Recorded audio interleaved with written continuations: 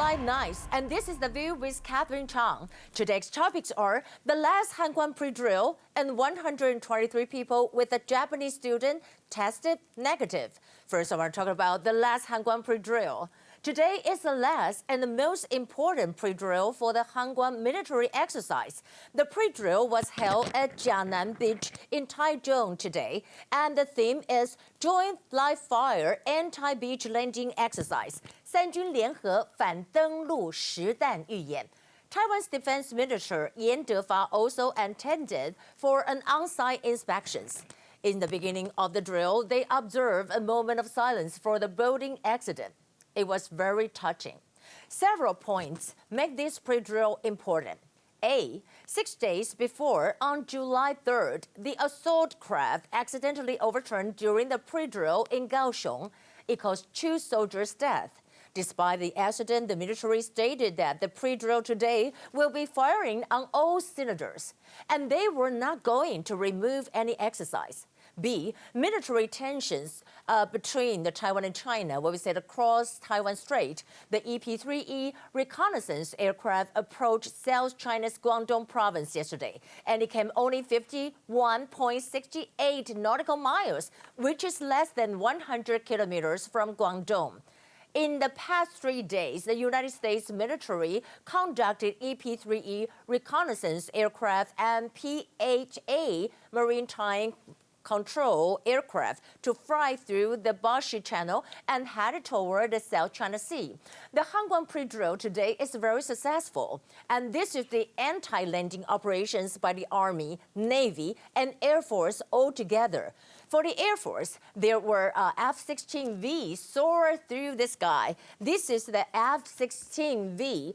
And for the Navy, and there were Jingyang-class warship, 济阳级军舰, and Thunder-Load 2000 rocket. And we can see that this is the 济阳舰. And also up in the air, there were also Army helicopters, and then including what AH-1W Super Cobra and AH-64E Apache. Each fire at sea targets, and this is the Apache. And the official Han Kuang military exercise will be held from July 13 to 17th. President Tsai will attend for an on-site inspection. I think Taiwan's military is well trained and brave, and they were not affected by an accident. Fight on, Taiwan heroes. Second issue I want to talk about is 123 people with the Japanese student tested negative. CCC head Chen Shizhong stated that the Japanese female student who tested positive on June 23rd was studying in southern Taiwan, and the 123 people who had close contact with her are tested negative. And there are 90 people from the same school who had cold syndrome and also negative.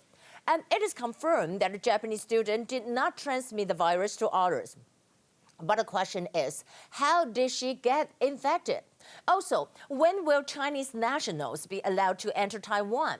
Minister Ah Zhong said that Taiwan is loosening domestic restrictions now, so we have to retain strict border controls. And the loosening of Japan and South Korea caused the epidemic went viral again. We don't want that happen in Taiwan.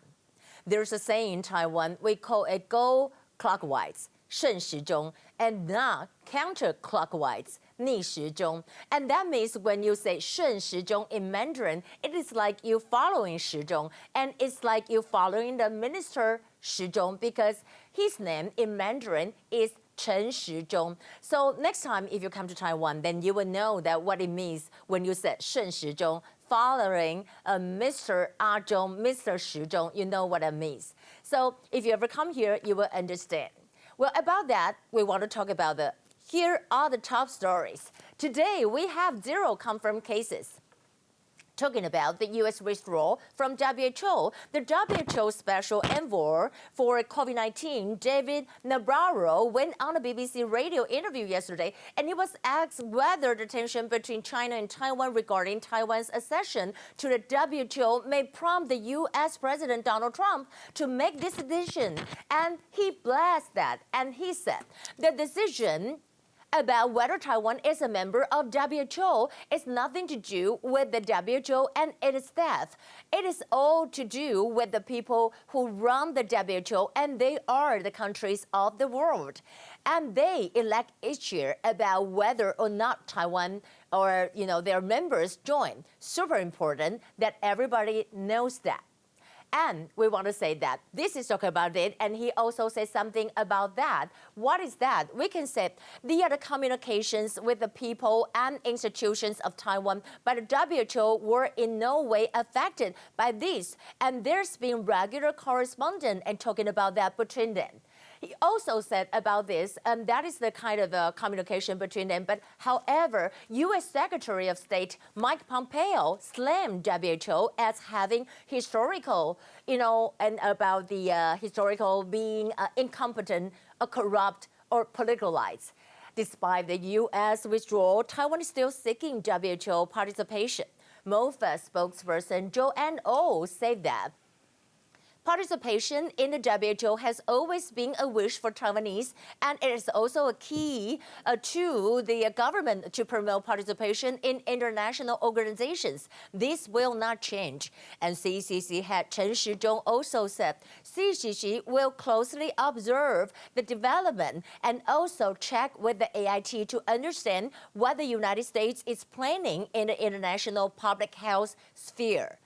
And on the other hand, Federal Bureau of Investigation FBI director revealed that China blocks U.S. officials from visiting Taiwan in various ways. And FBI director Christopher Wray said that China gets wind that some U.S. official is planning to travel to Taiwan because the travel might appear to legitimize Taiwanese independence, and it will be contrary to the One China policy. And he also said that China used methods like bribery, blackmail, and covert deals to prevent U.S. visits to Taiwan. And Beijing may threaten to cut ties with the official's home state company by withholding permission for it to sell its products in China.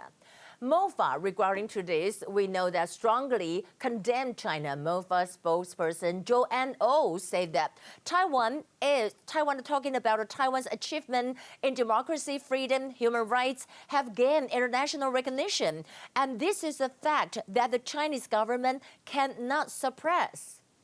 Let's take a look at the Washington Post published today under the article, and the title is "The Retired Inventor of N95 Mask is Back at Work, Mostly for Free, to Fight COVID-19."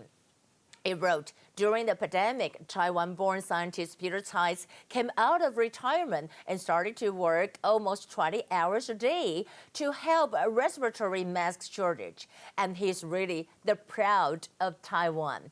So that would be the view for today. And today, we want to share with you, there is some event having here that it's because the weather, because it's too hot and some people kind of get sick. So we want you to drink more water and try to keep social distancing and also wear mask. That is the most important thing. This is Catherine Chang. Thank you for watching. I'll see you tomorrow.